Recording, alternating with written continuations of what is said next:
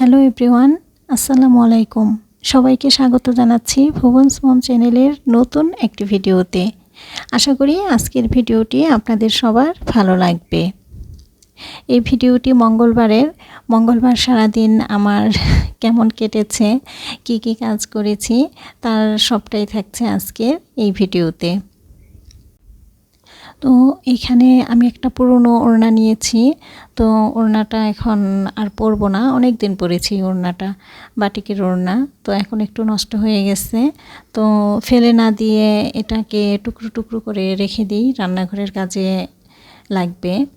আর রান্নাঘরে কিন্তু এরকম সুতি কাপড়টা খুব লাগে, কারণ দেখা যায় যে কয়েকদিন ইউজ করার পরেই কিন্তু আর কাপড়টা ইউজ করা যায় না।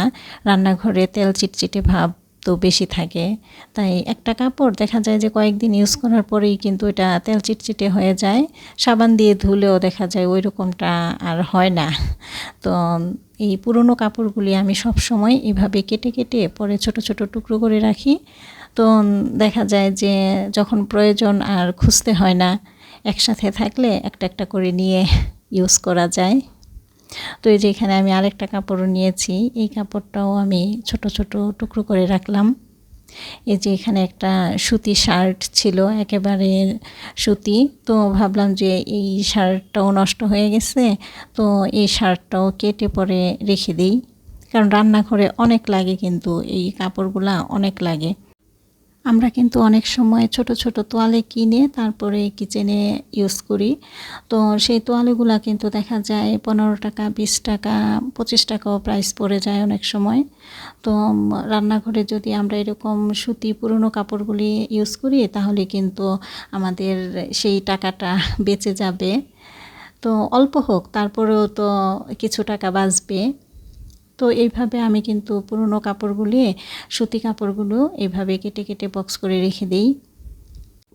আর এরপরে যে দুপুরে রান্নাটা করার জন্য চলে আসছি, পোলাও রান্না করব আজকে, সাথে কাবাব।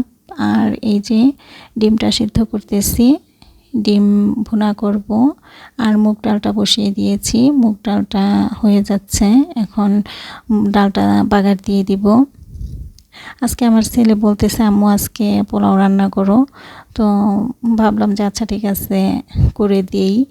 তো মাংস আর ফ্রিজ থেকে নামাই নাই, কারণ ফ্রিজ থেকে দেখা যাবে মাংস নামালে আইস ছাড়তে অনেকটা সময় চলে যাবে, তো রান্নাটা অনেক দেরি হয়ে যাবে। এজন্য ভাবলাম যে থাক, ঠিক আছে, আজকে মাংস ছাড়াই এই কাবাব, ডিম, তারপরে ডাল, এটা দিয়েই খাবে পোলাও। তো কাবাব কিন্তু হয়ে গেছে, কাবাবটা ভেজে নিয়েছি, এখন কাবাবটা আমি টেবিলে রেখে দিই। আর এই যে এখানে আমি পোলাওয়ের চালটা ভালোভাবে ভেজে নিতেছি। পোলাওয়ের চালটা ভালোভাবে ভাজা হয়ে গেলে এরপরে এই যে পানি দিয়ে দিলাম। আর লিকুইড দুধ ছিল না, তাই লিকুইড দুধ দিই নাই, গুঁড়া দুধ দিলাম। তো গুঁড়া দুধটা দিয়ে পরে একটু ভালোভাবে নাড়াচাড়া করে আমি এখন ঢেকে রাখবো।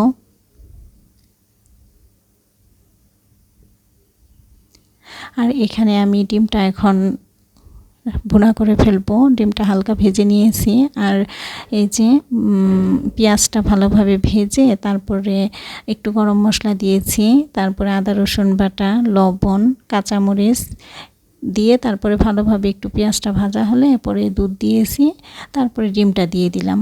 আর এখন এই যে একটু টমেটো সস দিয়ে দিলাম। এভাবে করলেও না ডিমটা কিন্তু খেতে ভালোই লাগে। এখন একটু ঘি দিয়ে দিব, ঘিটা দিলে সুন্দর একটা ফ্লেভার আসবে।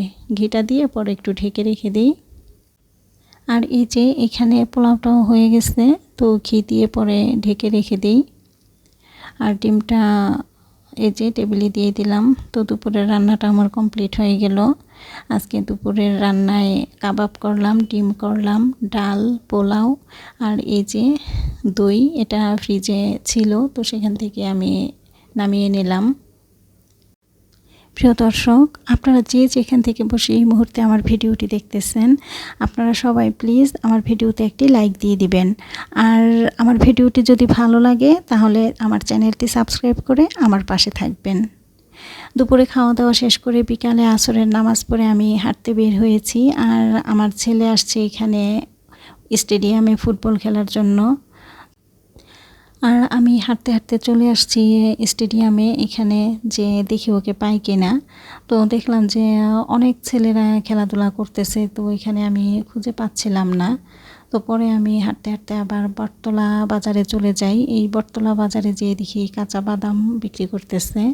তো 1 কেজি বাদাম নিয়ে আসছি এখান থেকে, 150 টাকা কেজি নিছে কাঁচা বাদাম। তো কাঁচা বাদামটা দেখে আমার কাছে ভালোই মনে হলো, তাই নিয়ে আসছি। আর এখানে আরও নিয়ে আসছি ময়দা, টমেটো সস, তারপরে একটা সেভলন গুঁড়া দুধের প্যাকেট, এরপরে লিকুইড হ্যান্ড ওয়াশ নিয়ে আসছি। আসলে এই টুকিটাকি বাজারগুলি দেখা যায় আমাকেই অনেক সময় করতে হয়, সব সময় না, মাঝে মাঝে।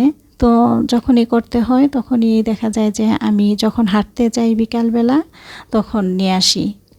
এতে করে আর এক্সট্রা করে আর বাইরে যেতে হয় না, এই একটা সুবিধা আর কি।